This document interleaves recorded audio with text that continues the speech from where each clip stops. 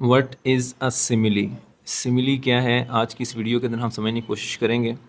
जहन में रखिएगा, इसको हम एक्सप्लिसिट कंपैरिजन भी कहते हैं। एक्सप्लिसिट कंपैरिजन क्या होता है? एक्सप्लिसिट का मतलब होता है क्लियर, वाज़े, मतलब एक ऐसा कंपैरिजन जो बिल्कुल वाज़े हो, बिल्कुल क्लियर हो। अब इसकी डेफिनेशन को समझते हैं। कहते हैं a simile is a figure of speech, कि जो सिमिली है ये एक ऐसा फिगर ऑफ स्पीच होता है दैट कंपेयर्स, जो क्या करता है, मुवाजना करता है। इसका काम क्या होता है? कंपैरिजन करना होता है। सिमिली का काम कंपैरिजन करना है। किस चीज़ का कंपैरिजन करता है? टू अनलाइक थिंग्स, दो ऐसी चीज़ें जो मुख्तलिफ हैं। लाइक का मतलब होता है सेम, एक जैसी, और अनलाइक का मतलब होता है डिफरेंट, मतलब दो चीज़ें हैं जो बिल्कुल ही डिफरेंट हैं। उन दो चीज़ों को कंपेयर किया जाता है सिमिली के ज़रिए यूजिंग द वर्ड्स लाइक और एज। मतलब जो हमारे पास सिमिली है उसमें हम लाइक का वर्ड यूज़ कर सकते हैं या एज का वर्ड यूज़ कर सकते हैं। तो इसकी जितनी भी एग्जांपल्स होंगी सिमिली की, उसमें या तो लाइक का वर्ड यूज़ किया गया होगा या एज का वर्ड यूज़ किया गया होगा। ये अल्फाज का आना, इनमें से कोई एक लफ्ज़ का आना इंतहाई ज़रूरी है, तो इसको हम सिमिली कहते हैं। अब इसकी एग्जांपल्स के ज़रिए हम समझने की कोशिश करते हैं। कहता है his hands are as cold as ice, उसके हाथ इतने ठंडे हैं जैसे कि बर्फ़ हो। अब इसमें हमारे पास दो चीज़ें हैं, पहली चीज़ हैंड्स हैं और दूसरी चीज़ आइस यानी बर्फ़ है। अब ये बिल्कुल ही दो डिफरेंट चीज़ें हैं, लेकिन इनके अंदर कंपैरिजन किया गया है किस चीज़ का? कोल्ड का, मतलब इसकी ठंडक का, कि हाथ इतने ठंडे हैं जैसे कि बर्फ़ है। और साथ ही हमने देखा कि उसने एज़ का वर्ड भी क्या कर लिया? यूज़ कर लिया। तो अगर हम इस डेफिनेशन को अप्लाई कर दें इस एग्जांपल पर, तो ये बिल्कुल क्लियर हो जाता है कि ये कंपैरिजन किया गया है टू अनलाइक थिंग्स, दो बिल्कुल मुख्तलिफ चीज़ें। हाथ एक अलग चीज़ है, पार्ट ऑफ बॉडी है, आइस एक और चीज़ है, एक और ऑब्जेक्ट है। तो ये बिल्कुल दो डिफरेंट चीज़ें हैं, अनलाइक चीज़ें हैं, और इनका कंपैरिजन किया गया है यूजिंग द वर्ड्स लाइक और एज़। और इनमें देखें हमें एज़ का वर्ड भी मिल गया। इन दोनों में से कोई एक लफ्ज़ का आना ज़रूरी है, तो एज़ का वर्ड जो है वो यूज़ किया गया है। इसका मतलब ये है कि हमें बात क्लियर होगी कि जो हमने डेफिनेशन पढ़ी उसको हमने अप्लाई कर दिया। अब यहाँ पर एक और बात भी ज़हन में रखिएगा कि इसको एक्सप्लिसिट कंपैरिजन था, तो जो एक्सप्लिसिट कंपैरिजन कहते हैं वाज़े, तो इसमें बड़ी वाज़े तौर पर बताया गया है क्या चीज़ कंपेयर की गई है। तो हाथों और बर्फ़ के दरमियान जो ठंडक थी उसको क्या किया गया है? कंपेयर किया गया। अब इसकी दूसरी एग्जांपल देखते हैं। The stars shine like diamonds. अब यहाँ पर भी दो चीज़ें हैं, स्टार्स ये एक अलग चीज़ है, डायमंड्स हीरे ये एक अलग चीज़ है। दो बिल्कुल मुख्तलिफ चीज़ें हैं, उनका आपस में कंपैरिजन किया गया है, दो मुख्तलिफ चीज़ों का। और लाइक का वर्ड भी यूज़ किया गया, मतलब इन दोनों में से एक लफ्ज़ आना चाहिए, तो इसके अंदर लाइक का वर्ड जो है वो हमारे पास आ गया। सितारे जो हैं वो हीरों की तरह चमकते हैं।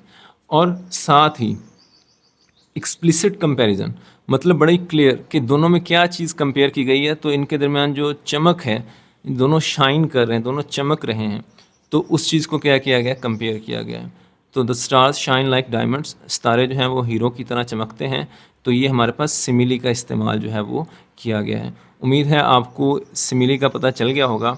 आप इससे रिलेटेड कोई भी एग्जाम्पल कॉमेंट सेक्शन में लिख सकते हैं। What is a metaphor? Metaphor क्या है, इस वीडियो के अंदर हम जानने की कोशिश करेंगे। अच्छा, हमने सिमिली में पढ़ा था कि वो एक एक्सप्लिसिट कंपैरिजन था, मतलब क्लियर, लेकिन ये मेटाफर होता है ये एक इम्प्लिसिट कंपैरिजन होता है। इम्प्लिसिट का मतलब होता है हिडन, छुपा हुआ। आइए इसकी डेफिनेशन को पढ़ते हैं और समझने की कोशिश करते हैं।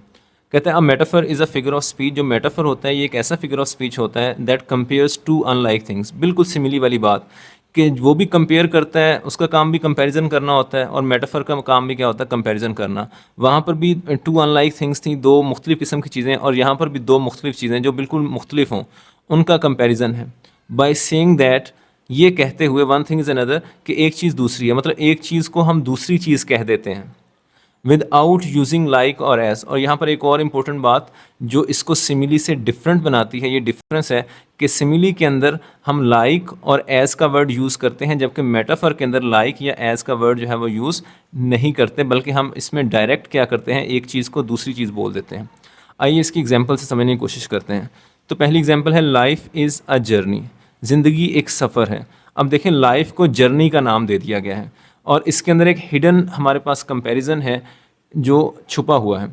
किस तरह से? देखिए, जब जर्नी होती है, कोई भी सफ़र आप करते हैं, तो उसके अंदर सफ़र के अंदर मुश्किलात भी आती हैं, सफ़र अच्छा भी हो सकता है, कुछ सफ़र बुरा भी हो सकता है, सफ़र के आने वाले जो हालात हैं वो भी अच्छे बुरे हो सकते हैं। तो इस तरह की सिचुएशन का हमें सामना करना पड़ता है।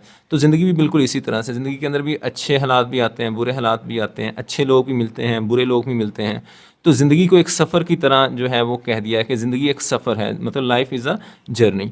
तो यहाँ पर एक हिडन चीज़ थी, जो उसकी हार्डशिप्स हैं, जो मुश्किलात हैं, अप्स एंड डाउन हैं, उनको जो है वो क्या किया गया, कंपेयर किया गया लाइफ और जर्नी की। जर्नी के अंदर भी अप्स एंड डाउन आते हैं, हालात जो है वो अच्छे और बुरे होते हैं, लाइफ के अंदर भी इसी तरह से हालात अच्छे और बुरे होते हैं। अब इसकी दूसरी एग्जांपल देखिए, the world is a stage. अब दुनिया, द वर्ल्ड अब एक डिफरेंट चीज़ है, स्टेज एक डिफरेंट चीज़ है।